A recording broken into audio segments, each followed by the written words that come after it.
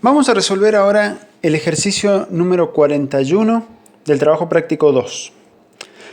Dice, cuando un plato circular de metal se calienta en un horno, su radio aumenta a razón de 0,01 centímetros por minuto. Y pregunta, ¿a qué razón aumenta el área del plato cuando el radio es de 50 centímetros? Bueno, tratemos de hacer algunos dibujitos que expliquen esta situación. Dice que tenemos un plato de forma circular, ¿sí?, que está siendo calentado, ¿sí?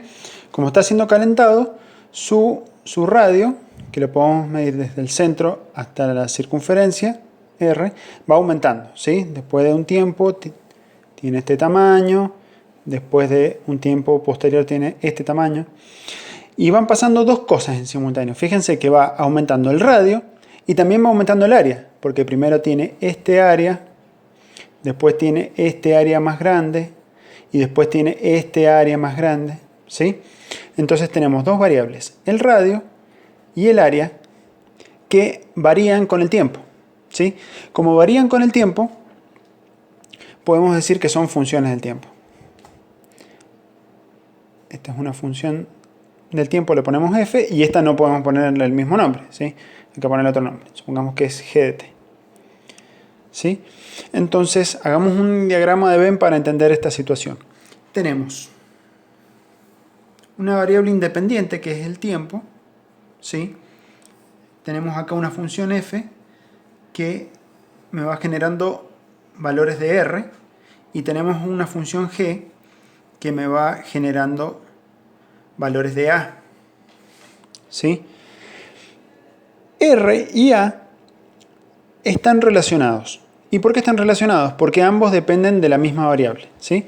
Esa relación puede o no ser una función, pero si al menos es una relación, si existe una relación entre esta variable y esta variable, entonces existe una relación entre sus tasas de variación. ¿Y qué son sus tasas de variación?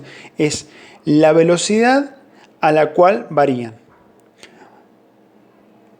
La derivada de r con respecto a t, que también la podemos escribir así con notación de Leibniz o así con notación de Newton, es cuántos centímetros por minuto está cambiando el radio, ¿sí? Es la velocidad a la cual cambia el radio. Si yo tengo este punto y lo veo a lo largo de esta recta, este punto se va a estar moviendo hacia allá, ¿sí? ¿A qué velocidad? A esta velocidad, a una velocidad que se llama r'. A su vez, el área también va a estar cambiando, ¿sí? Entonces tenemos la derivada de a con respecto a t, que en notación de Newton nos quedaría a'. Un pequeño teoremita de este tipo de problemas dice que si dos variables están relacionadas, sus tasas están relacionadas. O sea que podemos encontrar una relación entre sus tasas. ¿Y cómo la vamos a encontrar? Y la forma más simple es encontrar primero la relación entre las variables y después aplicar derivación a ambos miembros de la ecuación que las relaciona, ¿sí? Entonces va a aparecer r' y a'. Veamos cómo sucede en este caso. Como dice que es de sección circular, el área de un círculo sabemos que es pi por radio cuadrado, ¿sí? Entonces acá ya hemos encontrado la relación entre las variables, ¿sí? Si yo tengo en un eje R y acá tengo A, existirá esta relación. Fíjense que la parábola de este lado no la dibujo. ¿Por qué? Porque el radio es una distancia y las distancias son valores siempre positivos. Entonces, esto vale solo para R mayor o igual que 0, ¿sí? Podríamos o no incluir el 0. Entonces, fíjense que en este caso en particular, la A y R, A está relacionado con R y además A es función de R. Y no solamente eso, sino que además es una función biyectiva. O sea que R podría escribirlo como función de A. Pero eso no siempre va a pasar. Lo que sí va a pasar es que hay una relación, no necesariamente una función. Entonces, lo que podemos hacer ahora es, en esta ecuación, es derivar a ambos miembros.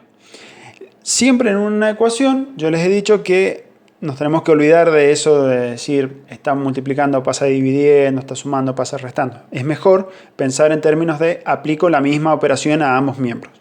En este caso, la operación que voy a aplicar a ambos miembros es derivar. El cuidado es que hay que derivar con respecto a la misma variable. ¿Sí? No puedo derivar de este lado con respecto a t y de este lado con respecto a r. ¿Sí? En ambos miembros voy a derivar con respecto a la misma variable. O sea, voy a hacer la derivada con respecto a t de este lado y la derivada con respecto a t de este otro. ¿Sí? Cuando hago eso, la derivada de a con respecto a t, acá la tengo escrita con este nombre que es a'. ¿Sí?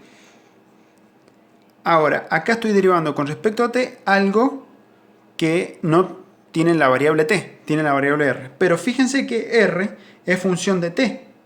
¿Sí? O sea que implícitamente está t acá adentro, solamente que no lo veo, porque la velocidad a la que se va moviendo este punto sigue una regla que no la conozco. Sé que existe. Para cada tiempo existe un r. ¿Sí? Pero ¿cuál es ese r para cada tiempo? No lo sé. Bueno, no importa. La regla de la cadena me sirve igual. Acá yo lo que tengo es una composición de funciones, ¿sí? Con t obtengo r y con r obtengo a. Entonces a es función de r y r es función de t. A es una composición de funciones. Si esta la llamáramos h, a es la composición de h con f, ¿sí? Bueno, entonces como hay una composición de funciones, tengo que sí o sí usar regla de la cadena. Entonces, ¿cómo la usamos acá? Para derivar con respecto a t, lo que tenemos que hacer es derivar con respecto a la variable que esté más afuera y luego derivar la que está adentro con respecto a la que está más adentro, ¿sí? Entonces, esto sería la derivada con respecto a r de todo esto por la derivada de r con respecto a t, ¿sí? Regla de la cadena. La derivada de a con respecto a t es la derivada de a con respecto a r por la derivada de r con respecto a t, ¿sí? Como regla mnemotécnica es como, pero no es lo que pasa, es como si este se pudiera simplificar con este. Que no lo hacen porque esto es un símbolo y esto es otro símbolo, no es un cociente esto. Todo esto es un símbolo, ¿sí? Pero mnemotécnicamente, para saber si escribimos bien la regla de la cadena, podemos pensar en que este es como si se simplificase con ese. Y ahí nos queda la derivada con respecto a t. Bien, bueno, hagamos esta. La derivada acá que tenemos de un polinomio. Es fácil. Acá tengo a'. La derivada de esto con respecto a r es esta constante que queda, este 2 baja como multiplicando y acá queda r a la 2 menos 1, 1. Y acá tengo la derivada de r con respecto a t, que así como no sabía cómo dependía r con t, menos voy a saber cómo depende la velocidad con t, ¿sí? Pero le he puesto un nombre, entonces puedo escribir directamente ese nombre. Este r' lo puedo escribir acá. Y listo. Ya encontré una relación que me dice, en función de la velocidad a la que esté aumentando el radio, cómo va a estar aumentando el área. Fíjense que para distintos valores de r, esta relación va cambiando. Y tiene sentido, pensémoslo geométricamente. Si partimos de un disco pequeñito así, y el radio aumenta, por ejemplo, 1 milímetro por minuto, el área va a crecer a una determinada velocidad. Ahora, si el disco es más grande y sigue creciendo a 1 milímetro por minuto, fíjense que el área incorporó todo esto, ¿sí? Entonces el área aumentó mucho más rápido, por más que el radio seguía aumentando con la misma velocidad. ¿Y por qué? Porque tenía más radio, ¿sí? O sea, puede que a la misma velocidad de crecimiento del radio crezca más rápido el área. ¿Por qué? Porque es más grande el radio. Y eso lo vemos acá, que aparece R, ¿sí? Entonces acá simplemente resta reemplazar los valores. A' es pi por 2, dice ¿En qué instante quiero saber esta velocidad? En el instante en el cual R vale 50 centímetros. Entonces, por 50. Y la razón a la que va creciendo en ese mismo momento es 0,01. 0,01. Acá podemos hacer un análisis dimensional de unidades para verificar a ver si no nos hemos equivocado. Este 50 era valor del radio, tenía unidades de distancia, en este caso centímetros. Este 0,01 tenía unidades de velocidad, era centímetros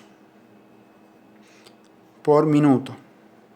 Fíjense que cuando multiplique estas dos cosas voy a tener centímetros cuadrados por minuto, que son unidades válidas para la variación de un área en función del tiempo, ¿sí?